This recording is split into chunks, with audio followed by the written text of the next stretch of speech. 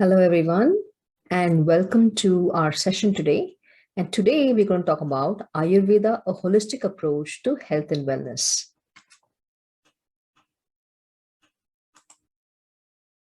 Hi, I'm Gauri Junnarkar, and I'm the founder of Ayu Nutrition, an integrative and holistic wellness practice here in Dallas, Fort Worth. I am a registered licensed dietitian. I'm an Ayurveda practitioner, as well as a certified diabetes educator, and just wanted to welcome all of you to our session today.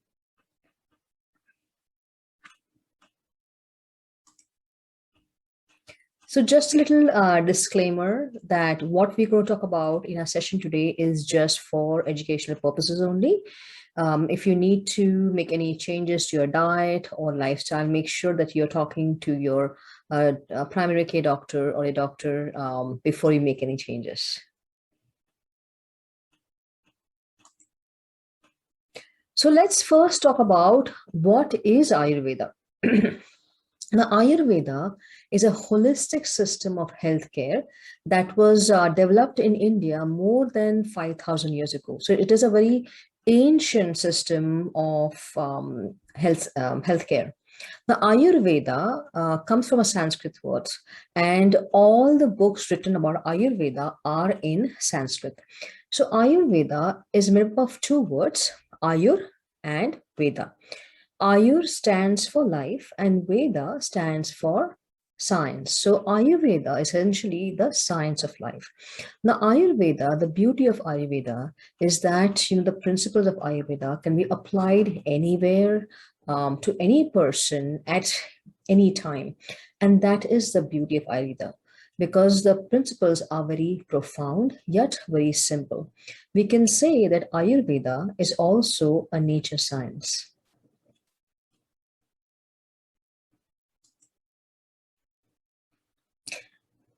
So let's talk about what is the goal of Ayurveda. So in Ayurveda, we talk about that when it comes to Ayurveda, now Ayurveda was ahead of its time. Ayurveda talked about that it's not only important to maintain the health of a healthy individual. So for people who are already maintaining their health, are already in the good health, we need to think about how do we maintain that health.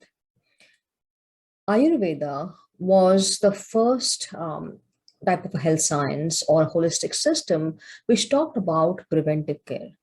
Ayurveda talked about that why it's not only important that we preserve that health, but it's also important to understand and realize what are those imbalances, being aware of those imbalances, and how we can actually eliminate those imbalances as well. So Ayurveda, as I said, was ahead of its time. Ayurveda did talk about how we can maintain that health as well as be aware of those imbalances and what can we do to actually prevent some of those imbalances as well.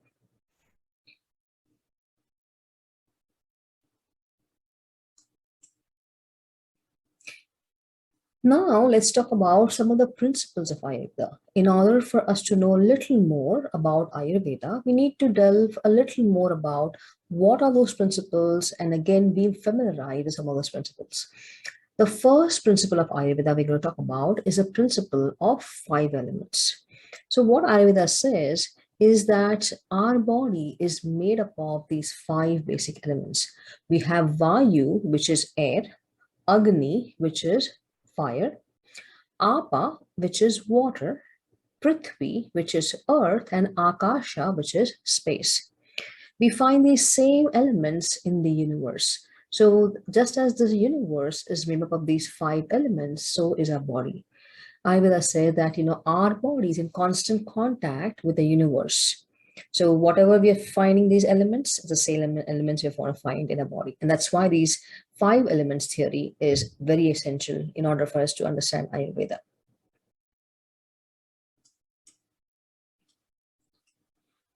The next, one of the most important principles of Ayurveda is a principle of Agni. Agni represents fire. So in Ayurveda, what it represents is the metabolic fire, the digestive fire. So what Ayurveda says is that we are what we digest. our health, our wellness is through our gut. Now, gut theory is not something new. Ayurveda has been talking about the gut theory for more than 1,000 years ago. So Ayurveda says is our health, our wellness is through our gut. So once we are able to digest things correctly, we're able to absorb those nutrients correctly. If you're able to absorb those nutrients correctly, we are able to form some of those tissues correctly. That means a proper functioning of the body goes on. So that means everything is through our gut. Our health, our wellness, our immunity, everything is through our gut. If our gut functions correctly, that means we can ensure that we are going to be in proper health.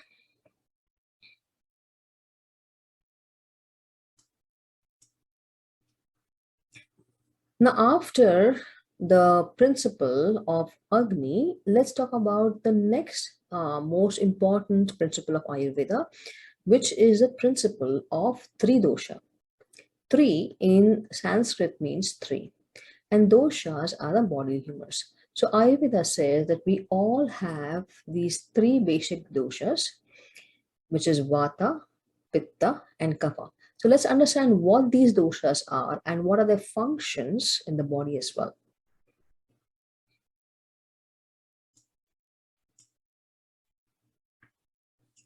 So the first dosha is Vata. Vata is made up of two basic elements, which is space and air. So the qualities of these elements we are going to find in Vata as well. So anything that's related to movement in the body is related to Vata.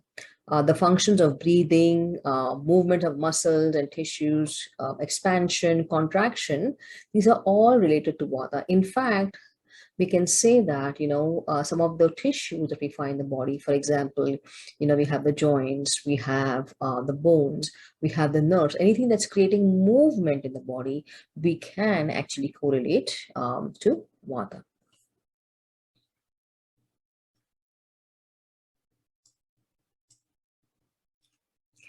The next important principle or the dosha is the Pitta. Pitta is made up again of two elements, which is fire and water. Now, Pitta is very essential in the body to cause any kind of transformation. So, when you think of even at the cellular level, any kind of biochemical change, we say, is more attributed to the Pitta. That means when you think about what could be some of those bodily physiology that we can actually correlate with Pitta. So we can say, the enzymes, the hormones, the bile, we can say we can correlate with Pitta. Now, why is that important? Because when you think about the functions of Pitta, Pitta is important for any kind of digestion, any kind of transformation within the body. So, for example, when it comes to digestion, metabolism, absorption of nutrients, that's going to be more related to Pitta as well. Nutrition, assimilation, these are all considered the functions of Pitta. So keep in mind when you think about Pitta, it is the element of metabolism, is the element of transformation. So again, made up of two basic elements, fire and water.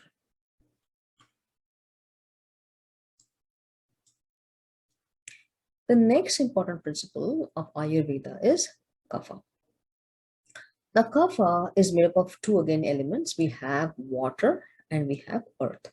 So again, these, whatever the properties of these elements, we're going to find the same thing in Kapha. Now, Kapha is supposed to be, very unctuous. It's supposed to be smooth. It's supposed to create more lubrication in the body. So Kapha is a fundamental quality of structure in the physiology. So when you think about functions, think about lubrication of the joints. It helps with healing the wounds, biological strength. In fact, immunity is also considered the property of kapha. So when you think about these physiologies in the body, remember that what Ayurveda says is that we all have these three basic doshas in the body. Now, after this, we're going to talk about an important concept, which is the concept of Prakruti or the dosha type. But before we go into that, it was important for us to understand what were these basic doshas and what are the functions of these doshas in the body.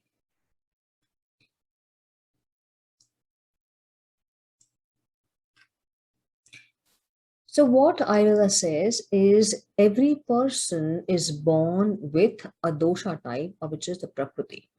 Now, what defines these dosha types is the presence of the three doshas at the time of conception. So, depending upon which dosha was more prominent or more dominant, that is defined as the Prakruti of the person. And Prakruti, according to Ayurveda, is going to be constant. So, when you think about Prakruti, essentially Prakriti also talks about is that, what are the physical traits of the person with a particular dosha type or a body type. Again, what are the things that are going to be more pertinent for this person? What type of foods are going to be essential, what type of lifestyle will be important for this person, again, to keep a balance of the doshas. The idea with the Prakriti is that we want to have foods, we want to have our lifestyle more in balance with our Prakriti and to create that balance. So again, what we find is that, the dosha types can be a single Prakriti, that means a single, depending upon single dominance of a dosha, can be Vata, Pitta, Kapha. It can be dual doshas as well. It can be combination of two doshas, and they can be Vata, Pitta, Pitta, Kapha and stuff as well. Or it can be combination of all the three doshas as well. What we actually find in today's lifestyle and today's modern era is that more of a combination of the different dosha types as well. Now, let me talk a little briefly about what could be some of the variances that we may find in the dosha type. So, a person with a Vata Prakriti, typically, this person would be maybe more taller, more thinner. A person who is more dominant in Vata, keep in mind, again, may have some anxiety as well. Constant, think about the wind element. Wind is never static, so it's always moving. So this person, you may find that with a typical Vata Prakriti, is that he doesn't like to stick to routine. He's going to keep jumping from one place to the other. Same as the mind. Same is going to be even with when it comes to, for example, let's say a person with Vata Prakriti, the digestion part.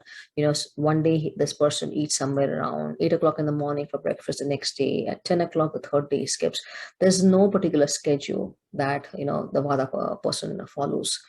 A person with a Pitta body type or a Pitta dominance or a Pitta dosha type, again, for this person, you remember that he has that fire element, which is going to be very dominant.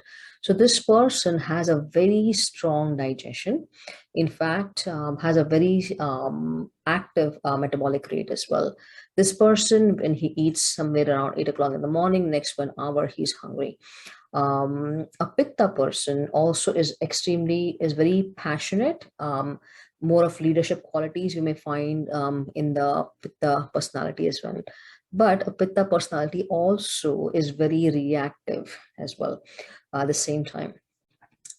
A person who is kapha dominant, the person who is kapha dominant, keep in mind the kapha, you'll find that, as compared to the other body types, the vata may be more lankier, more having a thinner physique, pitta may be a medium stature, while kapha is considered more of the heavier set as well. Kaphas usually don't like to change a lot, don't like change a lot. They like to just stick to a particular thing. Kaphas are more calmer compared to all the body types. They also, their digestion is little on the lower side compared to all the three, but compared to all the three dosha types as well, Kapha has one of the best immunity as well.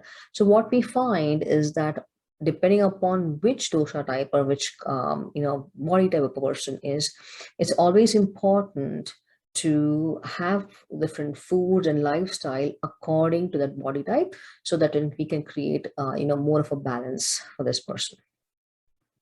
Now let's talk about some of the lifestyle and things for these different dosha types as well. So let's talk about Vata first. So I talked about that Vata has two basic elements, which is your space or ether and your air. So this person, as I said, has more of the wind element. So again, we need something that is going to be in exact opposite qualities to pacify that Vata, to ground that Vata. So for this person, what's going to work? Eating warm foods, cooked foods, generally, having foods with the sweet taste, the sour taste, the salty taste. And again, ghee will be something that's really important for Vata pacifying lifestyle as well. Warm drinks, scheduling regular meals for times for meals and sleep and work will work really great for the Vata personality as well. Abhyanga, which is a self massage with a warm sesame seed oil, is usually recommended. The sesame seed oil is considered very warm in nature and helps with pacifying or grounding that Vata again. Since a Vata personality is constantly multitasking or thinking of different things, it's important for this Vata personality to think about what are some of the activities which will actually help this person, this Vata dosha type, to actually ground. So calming activities such as yoga, tai chi, meditation will work great for this person.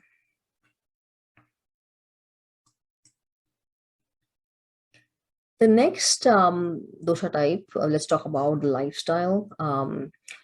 For the Pitta pacifying lifestyle, remember that Pittas are very passionate. They have the fire element, which is a little more dominant in them. So we need things which are exactly opposite in qualities. So for this person, we need food which are more cooler. So this person, since Pittas can have one of the best digestion, they can actually tolerate both cooked and raw foods as well. But again, keep in mind, in order to keep the digestion really strong, we want to have that balance. For a Vata personality, this is something I wanted to mention as well, is, too much of raw foods and things can actually exasperate that Vata imbalance. Also, a lot of times eating too much raw foods for a Vata personality, especially, can create a lot more constipation and things, a lot of GI issues and things as well. So that's something to keep in mind for a Vata dosha type. Coming back to Pitta again, eating cool, cooked, cool foods, cooked as well as raw foods, both will be fine for Pitta. Generally, for a Pitta dosha type, food that are sweet, bitter, astringent in taste. Again, ghee works really well again for a Pitta dosha type as well. Coconut water, coconut oil, again, these are considered more cooling for Pitta dosha type. Again, since Pittas, they are really passionate about, their work and things, they really like to stick to a schedule. So regular times, especially for meals, sleep and work will work really great for Pitta dosha type as well. Abhyanga, which is a self massage with coconut oil, because this is more cooler in nature, will work better for a Pitta personality. Calming activities like yoga, swimming, meditation, again, would work better for a Pitta lifestyle.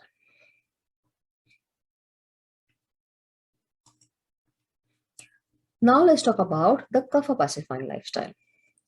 Keep in mind with Kapha, the two elements that are dominant for Kapha, remember, is your water and earth. And both these elements are considered on the heavier side. So with Kapha, since, as I said, that their digestion is little on the lower side, again, when it comes to any kind of schedule and things, Kaphas actually, they're not very, they don't like change a lot. So we need something that is a little more invigorating for the Kapha. So eating something warm, dry, and light foods for Kapha work better.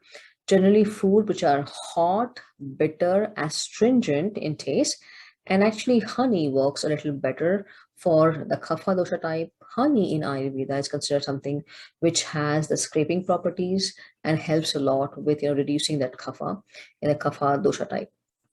We definitely want to look at spices which are more warming in nature, something like black pepper, chili, cinnamon, ginger, garlic. These are considered more of your warming spices. Active lifestyle is recommended for a kapha pacifying lifestyle. Abhyanga, a self massage with sesame seed oil is recommended again because sesame seed oil is considered very warming. For a Kapha personality, definitely invigorating activities such as brisk walking, running, karate, and stuff. These are something that would be recommended for a Kapha dosha type.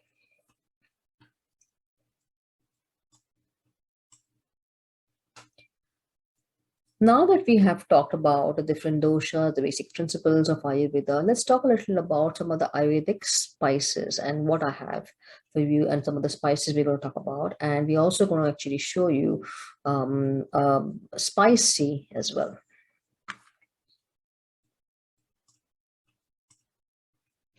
So the first spice we're going to talk about. So the first spice we're going to talk about is turmeric. Turmeric is known as one of the most what do you call so many research studies on turmeric we find. Also, it's known as the golden spice as well. So the scientific name for turmeric is curcuma longa. It's a key spice that's used in Indian cooking, in different curries and things as well. It's used in Ayurveda as well as the Chinese medicine as well. What we find in some of the research that we come across when you think about turmeric, it's known for its anti-inflammatory properties. It's known for as an antioxidant. It's known for the immunoboosting properties as well. There are some research study which showed that it can actually may help with people who have, with heart health in, reducing the high cholesterol, and may also support, healthy blood sugars as well.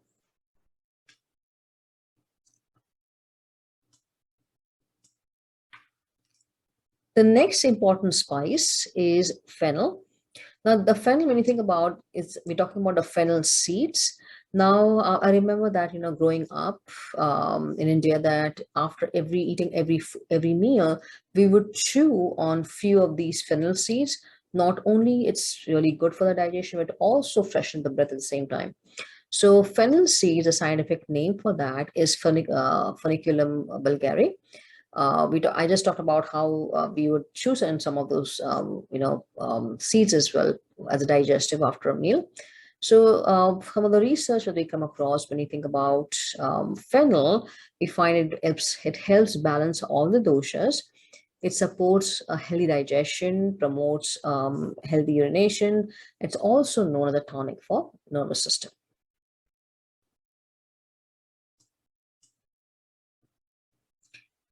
The next important spice is coriander. Now, coriander, the leaves are known as cilantro, and the seeds are known as the coriander seeds. The coriander, the scientific name is Coriandrum sativum. And again, the coriander, it's known for its health benefits for digestion.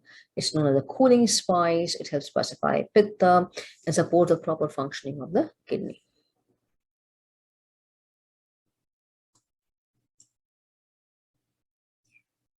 Next is the cumin. The cumin, again, these are seeds as well. So the scientific name of cumin is Cuminum cyminum. It's used in different cuisines of different cultures. The benefits of cumin: it promotes digestion, it helps to pacify Vata, it boosts immunity, and again, it's considered very detoxifying in nature.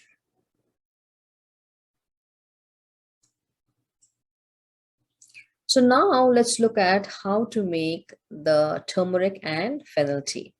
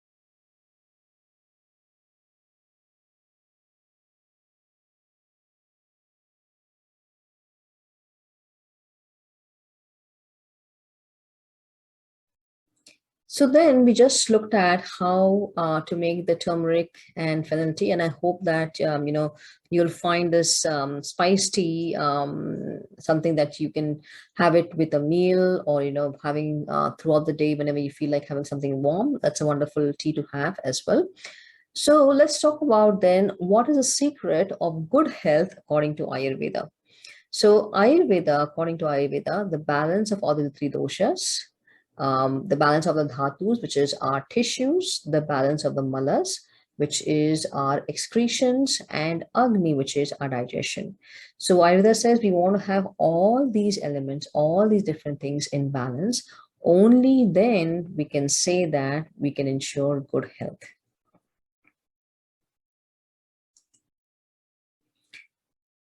So I hope that you found that this session informative enough for all of you as well.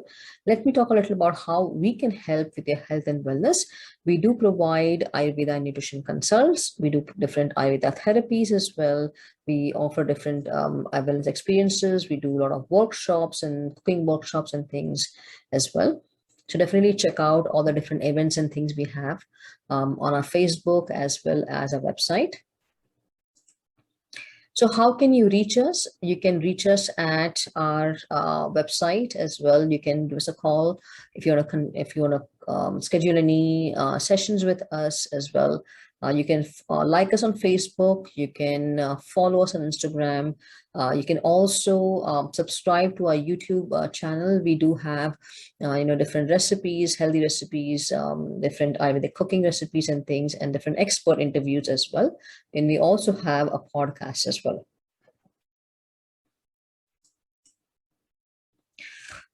These are a couple of books that I co-authored. So again, if you'd like to get a copy of that, we talk a little more about Ayurveda as well. This is definitely available. You can order them from Amazon as well, or you can also order them from our website as well. And these are the references I used for our session today. So thank you so much for listening to our session today. And again, said, I hope that you found this session informative, and we hope that this has created some more awareness and some more interest in Ayurveda. Thank you and namaste.